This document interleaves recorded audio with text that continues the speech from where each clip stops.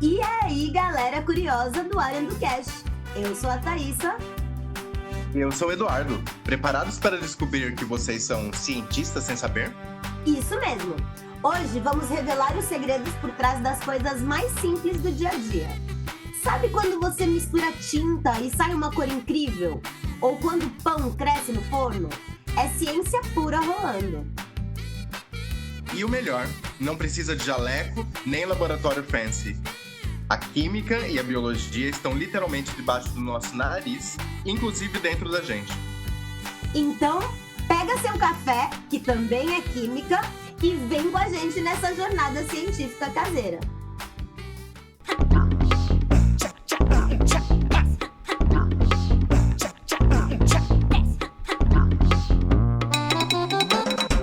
ArendoCast. Aprender nunca foi tão divertido de escutar.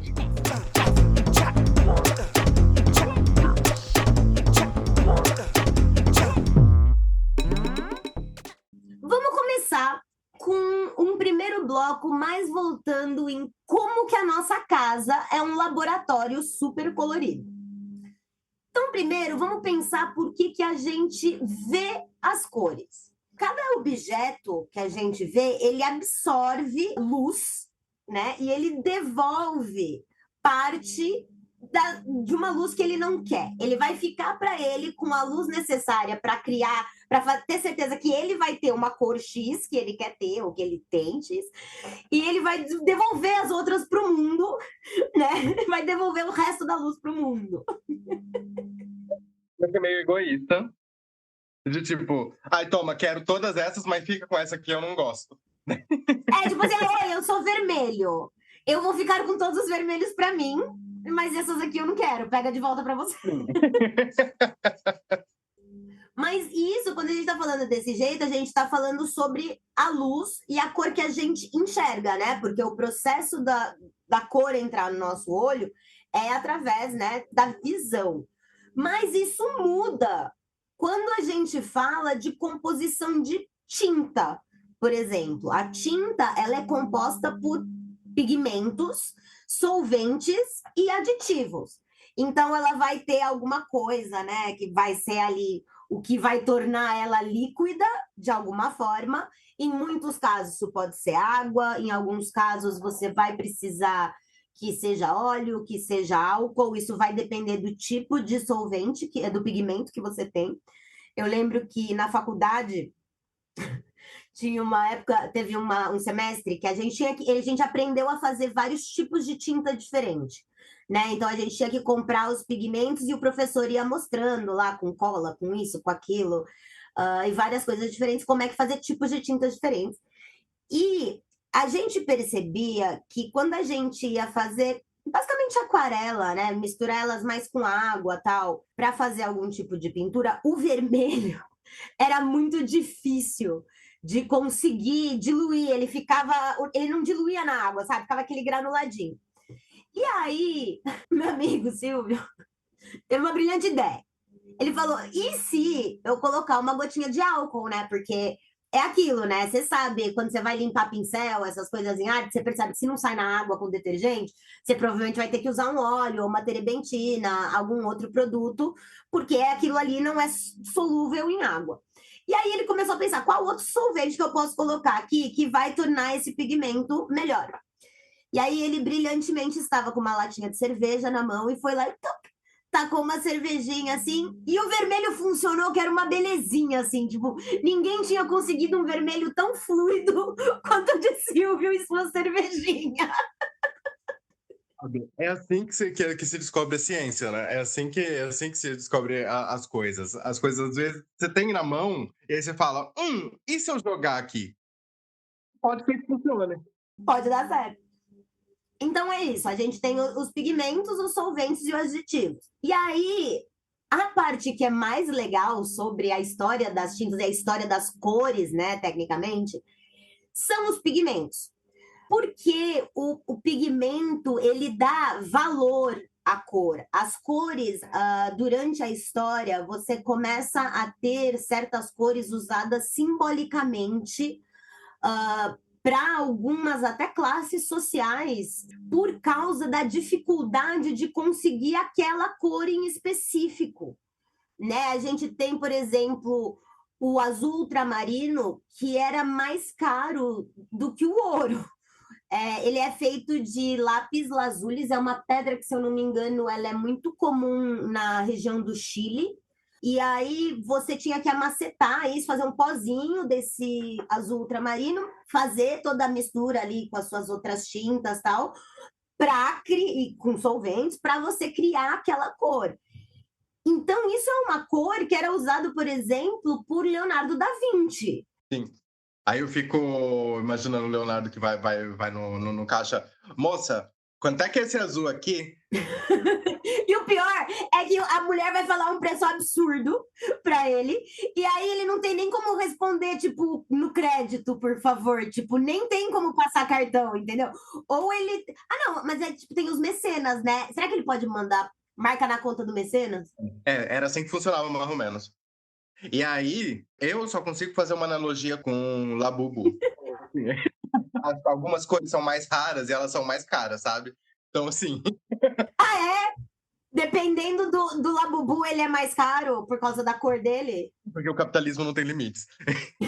Entendi. Então, mas pensa assim, ó, essa questão da cor valer alguma coisa, isso não é novidade, né? Porque a gente tem o roxo real. Além de ter sido a primeira cor sintética, né? E eu acho às vezes que ela foi a primeira cor sintética justamente por conta do fato de que antes disso ela era literalmente coisa de rei, porque ela é feita a partir da casca de caramujos marinhos.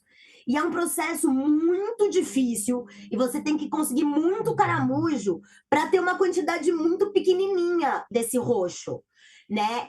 Então, era uma cor que, por anos, só era acessível, né, financeiramente acessível, para os nobres e para os cargos da igreja, né, que era quem tinha o dinheiro no período, porque as outras pessoas não tinham nunca que eles iam ter como pagar o valor que valia o trabalho de extração e tingimento do tecido roxo, né? Por isso que o roxo, por exemplo, acho que é na Itália, né? Que era até lei que só o rei podia usar roxo, né? Era um negócio assim. Acho que sim. E tem também, os papas usavam roxo. Sim, é. Então, assim, o que você falou é muito real. Assim, se você tem dificuldade de achar aquele pigmento, obviamente os seus esforços, os esforços das pessoas que fazem tinta ou criam esse tipo de coisas, de achar uma alternativa artificial para isso. Tem que ser aquele porque é aquele que é mais caro, é aquele que as pessoas querem porque é mais caro, e ao mesmo tempo, você não tem como fazer para todo mundo. Aí fica ainda mais caro, inflaciona o negócio e cria um problema mercadológico. Então, assim... É muito engraçado você falar isso, porque eu lembro que quando eu fazia pós em semiótica psicanalítica, um professor comentou, sabe? Tipo, vocês sabem como eles decidem quais são as cores da moda seguinte?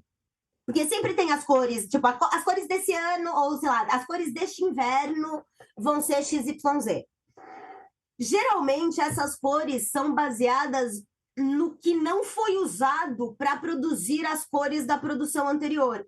Então, se você tem tecidos, sei lá, se aquela cor foi cores quentes, a próxima provavelmente vai ser cores frias, porque são os tecidos que ficaram parados. Uhum. Então, eles que vão estar mais em conta, e essas cores de tingimento, etc, vão estar em mais conta porque elas vão estar em maior estoque. Então, geralmente, por isso que tem uma troca tão brusca entre, tipo, moda verão, moda inverno, moda verão, moda inverno, porque é justamente, tipo, o que não rolou agora, o que não foi produzido agora, ficou mais barato em estoque, então ele vai valer mais a pena depois para ser vendido, e todo mundo que compra o produto final continua pagando caro em todos, mas para quem produz faz sentido, porque vai fazendo a inversão de valores com base nessas cores, né? Eu tenho duas colocações para fazer. Uma, assistam O Diabo Veste Prada, que tem justo uma explicação, inclusive, sobre o mercado de escolha de cores, que é interessante, que ela fala do lápis lazuli, ou azul royal, não lembro o que é, qual que era a cor. Enfim, é um azul. Também não importa. Mas como o processo de escolha de cores também funciona no alto, porque é isso, o que sobra é o que vai estar no futuro nas lojas de departamento, né? É o que vai estar rolando no próximo inverno, não no desfile, que é onde é para ser a inovação, mas onde vai estar no mercado, né? Uhum. Porque a gente tem que pensar também, especialmente hoje, as pessoas passaram a entender quais cores vestem elas melhores. Então, às vezes, também tem um pouco disso. O mercado faz, querendo ou não, aquele mesmo modelo, pode ser que ele faça em outras cores, que ele saiba que vai acabar vendendo para aquelas pessoas que já têm a preocupação específica de eu gosto de roupas de cor XYZ porque elas me vestem melhor, por exemplo, né? Uma coisa ligada à roupa, que não tem tanto a ver com esse episódio, ele tem mais a ver com o episódio 30, de globalização. Mas eu vi, depois eu te passo e ponho até, se vocês quiserem, eu coloco, faço um post sobre isso, um artista, eu não lembro o nome dele agora, infelizmente. Ele sai de casa com uma câmera fotográfica e ele decide, ele é um pesquisador de moda, basicamente. Então ele escolhe um item específico, tipo assim, não é que ele escolhe um item, tipo, sei lá, calça jeans, não. Ele escolhe um item, tipo, camiseta preta dos Rolling Stones, ou chapéu laranja de cowboy, sei lá, tipo, um bagulho muito específico, bolsinha da Louis Vuitton, tal. E aí, ele tira de 1 a 80 fotos de pessoas que passam por ele durante aquele dia ou durante aquele período específico que ele está procurando aquela coisa. E ele tira fotos, várias e várias fotos, de pessoas diferentes. E é muito louco, porque ao mesmo tempo que as pessoas estão todas usando a mesma coisa, porque você vai percebendo a repetição do que ele está querendo te mostrar, você percebe que essas pessoas, elas têm certeza que elas saíram de casa achando, pô, hoje eu tô diferente, sabe? Tipo, hoje ninguém vai estar com a mesma roupa que eu. E estão, sim, várias pessoas, ele mostra que estão várias pessoas. E, ao mesmo tempo, tipo assim, são pessoas que normalmente têm rostos diferentes. Às vezes não é nem do mesmo gênero, sabe? Tipo, tem homens, tem mulheres. Não é sobre isso, mas ele discute de uma forma muito louca como essa globalização, individualidade e o que você acha que você está vendo que te torna exclusivo, não é assim. Porque a gente é moldado pelo que a gente está vendo na moda e em torno da gente o tempo inteiro, né? Uma segunda colocação que eu queria fazer é sobre o lance do roxo. Então, Barney, se voltasse no mesmo... O dinossauro de milhões, literalmente. O dinossauro de milhões. Primeiro que ia assustar as pessoas, porque eu acho que elas não estavam acostumadas com a ideia de um dinossauro, né? Porém, contudo, entretanto, sendo roxo, acho que tudo bem. Acho que foi enviado. Eles iam respeitar, porque eles iam achar que ele era um deus. Eles iam falar, não, peraí, esse dinossauro é um deus, é uma entidade, ele é roxo. Me perguntam, se você pudesse voltar no tempo e fazer alguma coisa, o que você faria? Talvez eu levaria o Barney. É uma experiência antropológica que eu não posso perder. Cara, eu nunca tinha pensado nisso. É uma experiência antropológica muito louca. Imagina sair com o Barney pra qualquer era. Vai contra toda a ideia de não mudar nada no passado para não ferrar o futuro. Porém, contudo, entretanto, já que vai mudar alguma coisa, então a gente muda no espavento, né? No susto. Bom, deixa eu falar um pouquinho sobre alguns experimentos caseiros antes da gente mudar para o próximo bloco. Se você tiver curiosidade de tentar fazer uma tinta caseira na sua casa, fazer uma tinta natural, dá para fazer tinta à base de beterraba, espinafre, açafrão, repolho, feijão, casca de cebola. Tudo isso dá para vocês fazerem. Você faz o caldo e isso vai criar uma tinta, ela vai funcionar tipo uma aquarela, assim. Dá para fazer com o repolho roxo, dá para fazer uma experiência muito legal, que é a do bicarbonato e do limão. Não sei se vocês já fizeram. Você ferve a água com a folha do repolho roxo, vai sair uma água roxa, e aí você pode dividir em 2 copinhos, assim. Põe um pouquinho em 2 copos transparentes, em um deles você joga um pouco de bicarbonato de sódio, e vai ficar rosa a mistura. Eu acho que é rosa a mistura, e aí no outro você vai jogar limão e vai ficar um roxo meio preto, assim, vai ficar bem mais escuro, mais azulado, assim, mais azul esverdeado, assim. E aí dá para você ficar brincando de ir e voltar também, tá? Cuidado, põe um copo que seja alto para brincar de fazer isso. Se você exagerar na hora de muito bicarbonato ou muito limão, pode ser que suba tipo o vulcão da escolinha. Mas o que é legal também. Mãe não vai ficar muito contente. Mas tipo assim, só se você quiser proteger a área que você tá fazendo isso, só pôr numa área que não tem problema se der uma molhaceira e tal. Mas é divertido para ficar vendo a química que acaba rolando, né, nessas mudanças de cores.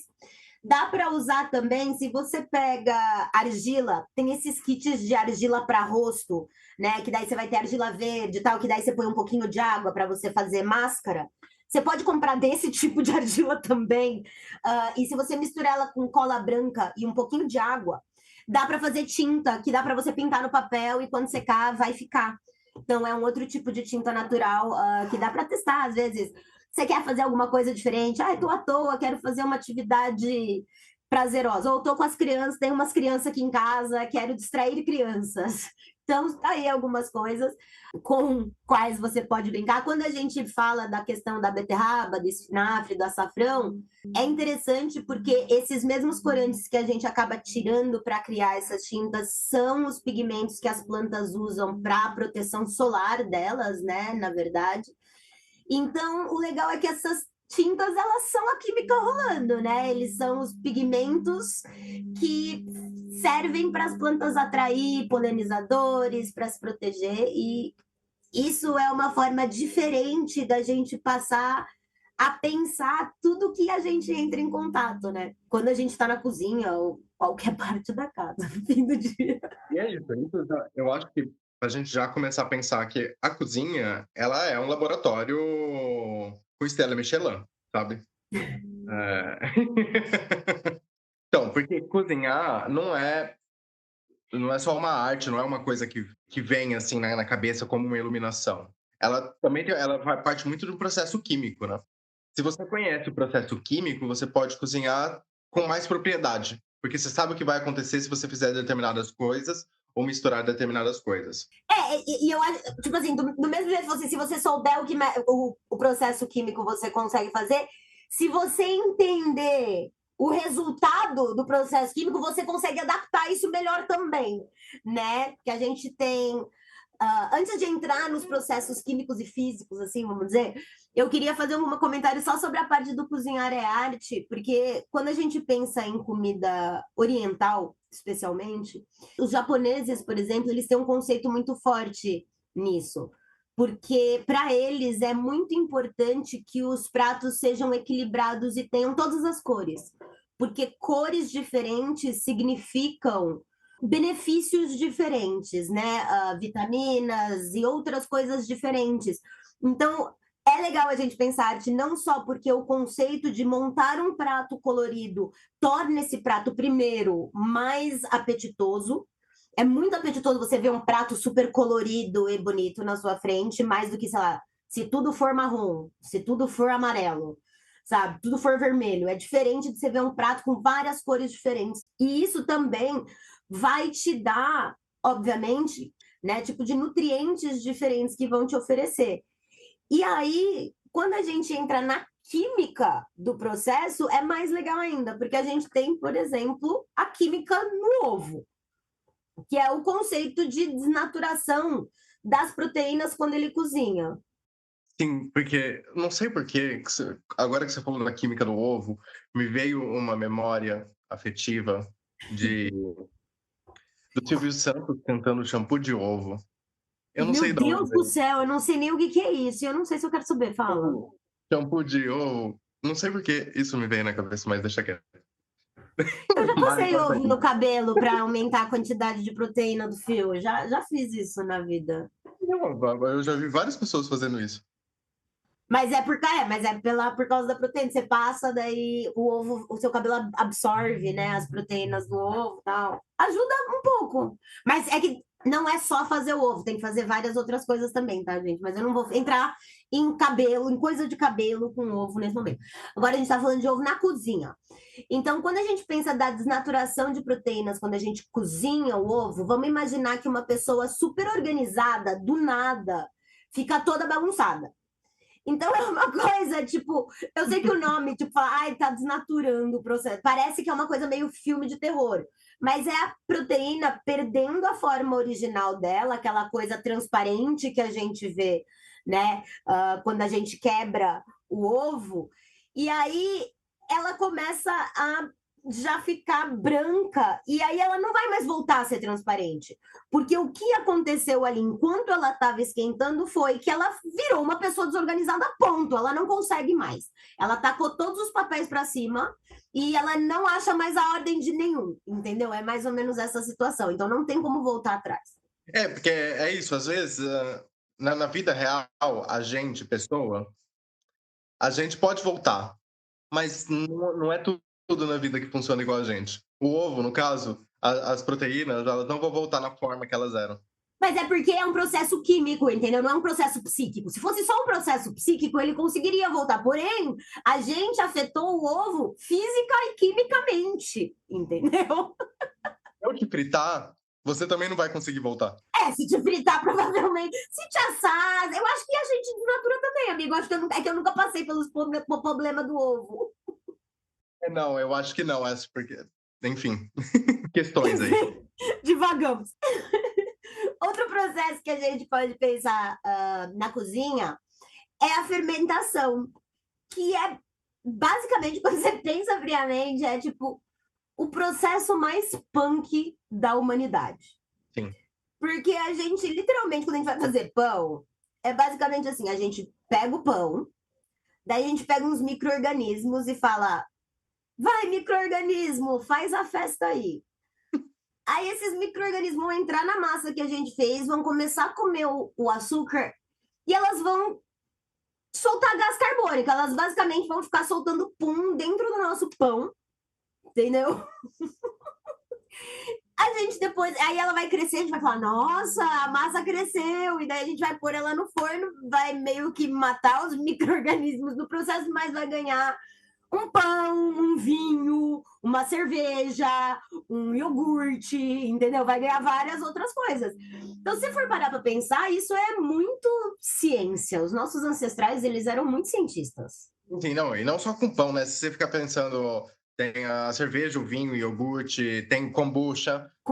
Aí você tem uma colônia de bactérias que tá ali, você tem que manter ela viva, inclusive, e aí você vai colocando em outros potes, e aí vira um refrigerante de gases de micro-organismos. Eu acho uma brisa muito louca. Que ainda faz bem. Tem muita coisa, né, que dá para fazer, né? Tem aquele outro, como é que chama? É uma massa que dá para fazer, que é como se fosse um fermento que ele é uma levedura que você mesmo faz, e aí você consegue ficar repondo e tendo sempre levedura viva na sua geladeira, um negócio assim. Você só precisa colocar mais combustível, no caso, mais comida para eles, que geralmente é farinha, no caso, se é para pão. E aí você coloca sempre um pouco mais de farinha, aí você pega metade, você sempre deixa um pouquinho, e aí você vai recriando aquilo ali. Ainda é reutilizável. Na verdade, eu acho, assim, complicado, às vezes, porque eu fico pensando, e se a gente é um micro-organismo que, na realidade, está dentro de um pão? Enfim. Sim. Se você for parar para pensar na Lei Áurea, né, naquela coisa de que o mundo perfeito continua se desenrolando igual um caracol ao infinito, a gente é micro-organismo de alguma coisa, entendeu? Tipo, assim como tem alguma coisa que mal vê e a gente está ali, eles estão ali soltando pãozinho para nossa comida ficar boa, a gente está soltando pãozinho para a comida boa de alguém ficar boa também, eu acho. Sim, e aí, por exemplo, a gente tem várias questões de temperatura que mudam, e mudam inclusive com gases de animais, tipo nossos, das vaquinhas, das coisas. Tem vários problemas do aquecimento global que são feitos com agronegócio, por causa do peidinho das vacas. Tá vendo? A gente é pior que os micro-organismos, porque eles produzem coisas gostosas. A gente produz aquecimento global. Olha que horrível. Bom, vamos passar para a próxima parte. da nossa devastação mundial. Não, eu tô brincando. Mas além de todas essas questões de química, né, que a gente está falando que existe no processo culinário, tem a questão de quanto a ciência faz parte do sabor, né? A gente tem 10.000 receptores de sabor que ficam na nossa língua, mas o papel do olfato tem 80% da parcela no saborear. Porque, apesar da gente conseguir identificar os sabores básicos, né? Doce, amargo, azedo e salgado, pelos receptores da língua, muito do que a gente associa a sabor tem a ver com o cheiro. E aí é por isso, por exemplo, que quando a gente fica resfriado, tudo tem gosto de cabo de guarda-chuva, salgado. Sabe aquela coisa meio tipo, não, o cabo de guarda-chuva eu tô zoando, era um jeito que meu professor falava na época. Mas é aquele gosto tipo de água com sal, basicamente, que você tá mordendo um negócio e não tá sentindo gosto de nada. Você melhora porque não deixa de ter as vitaminas, etc., de todos os legumes e do frango, etc., etc., que foi colocado ali dentro, mas você não sente o cheiro que é responsável de te dar a sensação de sabor. Você só sente a parte do é salgado, é doce, é amargo. Então, tipo, é meio aquela coisa meio gostinho de nada de quando a gente tá doente. Queria também propor um experimento caseiro com o caramelo. O caramelo eu acho já uma brisa muito interessante, porque é isso, as moléculas do açúcar se quebram e se reagrupam quando você aquece. Então, era tudo separadinho, vai derreter, vai se juntar, reagrupar ali. E depende de cada temperatura, você cria compostos novos. E esses compostos novos criam novos sabores. É tipo um DJ de moléculas mesclando sabores. Então, assim, um confeiteiro é um DJ. Nossa, mas confeitaria é uma das culinárias mais difíceis que existe, porque é uma coisa que eu tava conversando com o Pedro outro dia. É aquilo, você não pode errar, porque as outras coisas você tá cozinhando, você tá fazendo, você tá mexendo, você tá experimentando. O bolo, depois você colocou ele no forno, se você abrir ele no meio do processo, ele vai murchar, ele vai solar. Então, tipo assim, não tem como errar, você não pode errar nada, senão o negócio não vai rolar. Eu acho que talvez seja da parte culinária, talvez é a que precise de seguir mais as regras químicas do processo mesmo. Porque você tem que fazer as coisas com quantidades, pensando já no resultado, porque você tem que saber mais ou menos qual é o resultado que vai dar. Mas eu acho legal vocês fazerem pelo menos algumas tentativas com caramelo, cuidado para não se queimar, porque caramelo é uma coisa que queima bastante. E pode dar bem ruim também, pode ficar horrível as coisas. Mas não precisa nem ser o próprio caramelo. A gente pode perceber isso, por exemplo, o brigadeiro. Tem muita gente que fala, eu gosto de brigadeiro de colher, mas não gosto de brigadeiro de enrolar.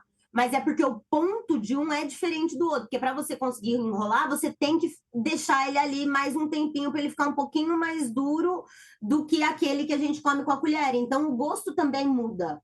Né? Não é só sobre o chocolate que vai se colocar, mas também o gosto ali vai mudar um pouco. No brigadeiro nada mais é que um caramelo com leite, né? Porque é leite com açúcar, leite condensado, então assim, você vai só deixar o açúcar virar caramelo dentro do leite. É caramelo sabor leite. Se você deixar muito tempo, vai dar ruim. Vai dar ruim, não deixa muito tempo, porque daí você joga fora até a panela. Eu joguei uma panela. Mas, enfim, vamos pensar um pouquinho da natureza no seu laboratório original. Né? Aqui a gente falou um pouquinho sobre a natureza na cozinha, a natureza nas cores, né? Como é que o mundo ao nosso redor oferece para a gente, né, determinadas questões através da química, de uma forma ou de outra, né, da química e da biologia. Então, a gente pode pensar na fotossíntese em si, né, que quando a gente vai explicar de uma forma bem simples, é como se as plantas fossem painéis solares orgânicos, né? Então, ela mesmo recebe ali a luz solar e com a água que ela recebe e com o gás carbônico, ela tem comida, né? Ela produz comida, né? Que pra gente ainda é tipo liberar oxigênio brinde ainda. Fala assim, não, toma, pega esse oxigêniozinho para você que colocou gás carbônico no mundo, para mim. Não pode colocar muito gás carbônico, tá, gente? Porque elas têm um limite do que elas conseguem fazer. tá? Não é tipo, e é isso, não adianta cortar as árvores e colocar mais gás carbônico, né? Tipo assim, tem que ter, pela quantidade de gás carbônico, tá faltando árvore já, tá faltando plantinhas. Então vamos focar em ser os velhos das plantinhas, né? E diminuir a produção de gás carbônico. Isso eu acho uma alquimia muito louca e que vem, assim, é difícil dizer de uma maneira natural, porque os organismos se desenvolvem num processo de seleção natural muito complexo, porque é isso, o organismo das plantas mesmo utilizam os recursos, não só isso, ainda para reprodução, que aí você usa abelhas, você usa outras coisas, que aí as plantas fazem uma aliança com outra classe de seres vivos. É uma coisa muito louca. É uma coisa muito louca. E é muito legal você entrar nisso, porque entra daí num marketing químico que as flores possuem, né? Porque, sim, a gente percebe, tem algumas flores que atraem mais abelhas, algumas que atraem mais certos tipos de passarinhos, etc. E elas usam, obviamente, isso para ajudar elas a polinizarem, né? E se reproduzirem, como você estava comentando. Só que o que eu não sabia é que existem certos tipos de animais que se atraem mais a certos tipos de cores. Então, as flores elas vão se desenvolvendo justamente para ter essa cor, porque ela já sabe que ali naquela região, XYZ, vai ter aquele animal específico que é polinizador. Então, quando a gente pensa nisso, o vermelho é uma cor que atrai beija-flor, enquanto o roxo é uma cor que atrai muito abelhas, por exemplo. E aí, voltamos, se Barney e os reis e papas da antiguidade não eram atacados por abelhas, sabe? Eu acho que tá tudo interligado nesse episódio. Ninguém tá vendo, mas é que vocês não imaginam como é conviver com o Eduardo quando ele entra numa teoria da conspiração dessa, gente. Além disso, a gente tem, por exemplo, a questão química do outono, né? A mudança de cor das folhas. Aqui no Brasil a gente tem menos, até porque a gente tem um clima um pouco mais padrão, né? Vamos dizer assim, um clima que não é tão... Ele varia, óbvio, tem frio, calor, mas não é que nem lá fora, que é tipo, muito diferente uma questão da outra.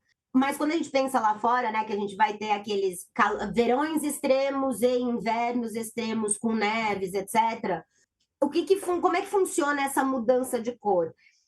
O que a árvore faz é literalmente recolher de todas as folhas a clorofila que aquelas folhas possuem para que a árvore consiga se alimentar durante o inverno. Então, ela tira de todas as folhas que estavam lá a clorofila e essas folhas vão cair. Essas folhas morrem e caem. É como se ela tirasse o filtro de Instagram para o inverno. É a forma dela de hibernar, vamos dizer assim. Ela fala, agora eu vou dormir, galera. Tirei meus cílios postiços, que são aqui todas essas folhas lindas que eu tenho, e acabou. Dormi para o inverno e tá beleza. Não, mas que você falou, assim, aqui na Europa é bem isso, porque é muito classificado, assim, mesmo agora com período de aquecimento global, que algumas coisas dão uma leve mudada. A primavera às vezes começa mais cedo, o verão dura um pouco mais, enfim. Mas outono, as folhas começam a ficar marronzinha e cair. Inverno não tem folha e eu achava que assim, como é que você sobrevive, minha filha? Eu olhava para as plantas e eu falava, meu Deus, alguém ajuda essa moça. Mas no fundo, é um tipo de sobrevivência. Ela foi muito esperta, ela produziu clorofila extra para um período que ela sabia que não ia ter clorofila, deixou guardado em todas as folhas e depois foi chupando tudo de volta e falou folhinhas, é nóis, valeu. E aí a dica de economia das plantas para vocês. Tá? Eu devia ter aprendido melhor.